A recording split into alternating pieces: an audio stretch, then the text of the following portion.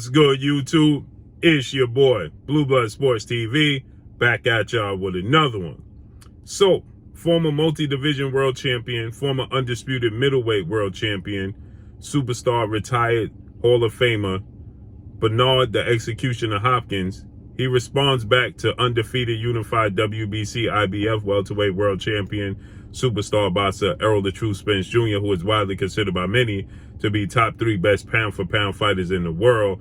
Errol Spence, 27 wins, no losses, no draws, 21 big wins by way of knockout. He's 32 years of age, 5'9.5", with a 72-inch arm reach. With that said, Errol Spence was scheduled to face off against legendary 8th-division world champion, iconic Filipino superstar boxer Manny Pacquiao, but he suffered a broken detached retina, in which Bernard Hopkins questioned, did he really injure his eye, or was he just simply pulling out the fight because he wasn't confident that he could beat Manny Pacquiao August 21st of 2021. So he stated, Bernard Hopkins that is, that Errol Spence needed to provide proof and paperwork to show that he actually injured his eye, and why was he truly pulling out of the fight. So Errol Spence most recently responded to a fighter of Bernard Hopkins. Bernard Hopkins does co-promotional work. He's a partner with Golden Boy Promotions and Oscar De La Hoya, and they promote undefeated rising Mexican superstar title contender in Vergil Ortiz Jr. 18 wins, no losses, no draw, 18 wins by way of knockout. Vergil Ortiz Jr. is 24 years of age, 5'10" with a 70-inch arm reach. He was supposed to fight this Saturday, okay, against undefeated British star boxer Michael McKinson. But Vergil Ortiz Jr. had to be pulled from the fight because he suffered an illness that was that saw protein leak into his blood, according to the reports, and that he had to be hospitalized temporarily. He came out, and now he had to get rest, okay, to the doctor's orders, but he cannot participate in the fight. So Errol Spence responded by saying, show us the paperwork at Bernard Hopkins. Show us the proof. Did he really get sick and have to pull out the fight? Okay. So Errol Spence was responding back to, obviously, Bernard Hopkins' comments. And Bernard Hopkins, he responds by saying this. Did he put it out? Yeah, he tweeted it out. How did he put it out? He tweeted it out. Oh. So he's saying, did he put it out? And you can hear the reporter saying he tweeted it out.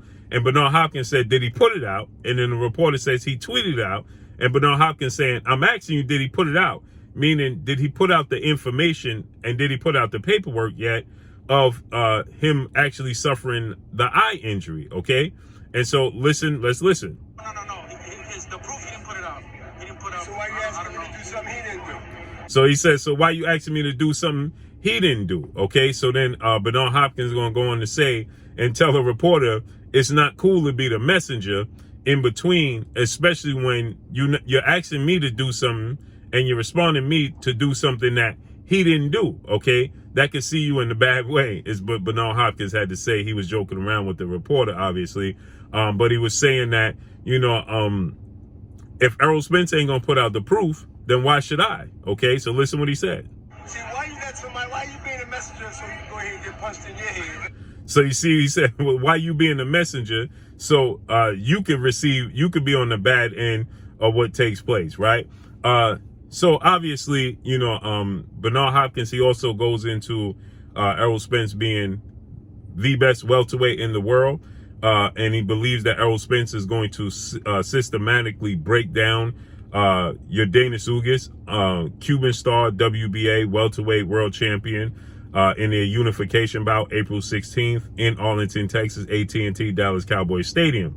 So he stated that he's going to systematically break down and stop Yordenis Ugas. He said then he needs to go ahead and unify the belts against, obviously, the biggest fight in the sport of boxing, the fight that everybody wants to see between Errol Spence and undefeated 3-division world champion, who currently is the WBO reigning welterweight world champion and is widely considered by many to be the #1 best pound-for-pound fighter in the world, and Terrence Bud Crawford, who has a record of 38 wins, no loss, and no draw, 29 big wins by way of knockout, 34 years of age, 5'8" with a 74-inch arm reach, okay? So he's saying that, you know, en route to that, he believes that Errol Spence is going to systematically break down Yordenis Ugas and make it look easy. Okay, so he said that he believes Errol Spence is going to make the fight that's supposed to look hard look very easy against Yordenis Ugas. Okay, he's a big fan, obviously, of Manny Pacquiao. Manny Pacquiao got dominated, ironically enough, by Yordenis Ugas. Yordenis Ugas replaced Errol Spence in the fight against Manny Pacquiao, and Yordenis Ugas won the fight handily, pretty easy.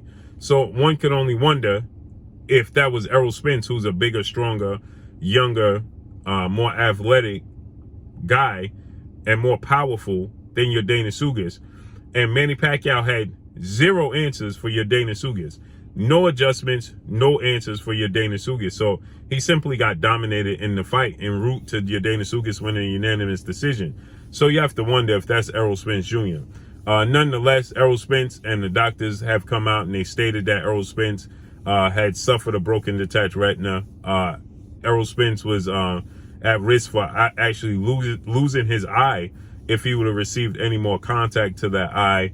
Errol Spence, in a routine checkup, he was already wary of it because he said he got hit in it in sparring. And then he stated that, he went to do the routine checkup when he got to Vegas, and they found that he had a broken detached retina and informed him that he will not be boxing moving forward. So Errol Spence felt that was unfortunate, to say the least. And he missed the opportunity because now Manny Pacquiao has retired, okay? So with that said, Errol Spence, he laughed it off. He was poking at Bernard Hopkins. Vergil Ortiz suffered a serious injury, a serious illness, okay? And, he's had to obviously pull out the fight.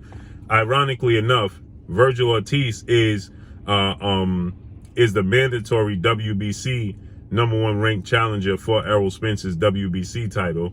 But he's also #1 in the WBO ranking system as well, okay? I think that Bernard Hopkins was caught up in the moment.